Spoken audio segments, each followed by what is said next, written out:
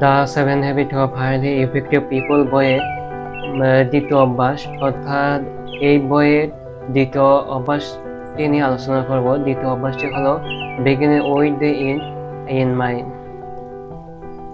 জীবনে আপনি কোথায় যেতে চান তা যদি স্পষ্ট না হয়, তাহলে আপনি যতই দৌড়াবেন পথ ততই ভুল হবে। অভ্যাস 2 কি?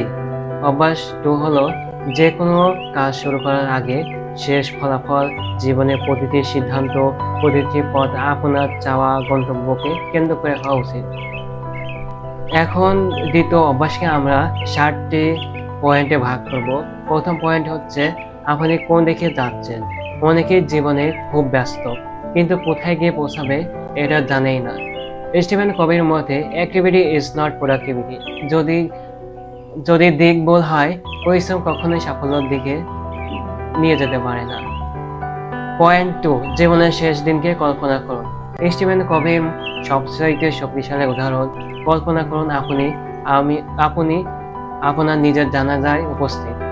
এই মুহূর্তে মানুষ আপনাকে কি মনে করবে, আপনার চরিত্র কেমন ছিল, আপনি পৃথিবীর জন্য কি করে গেলেন। এই প্রশ্নের উত্তরগুলোই আপনার জীবনের গন্তব্য ঠিক করবে। পয়েন্ট 3, ব্যক্তিগত মিশন স্টেটমেন্ট। আপনি যখন জানবেন জীবনে আপনার উদ্দেশ্য কি, তখন আপনার সিদ্ধান্ত নেওয়া সহজ হয়ে যাবে। মিশন স্টেটমেন্ট মানে আপনার জীবনের মূলনীতি প্লাস লক্ষ্য প্লাস পরিচয়।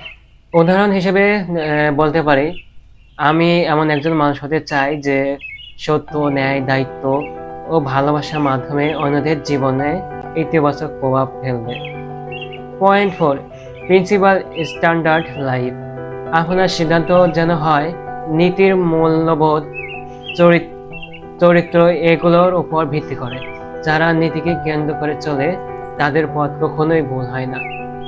Point 5, two creation theory. সবকিছুর দুইবার সৃষ্টি হয়।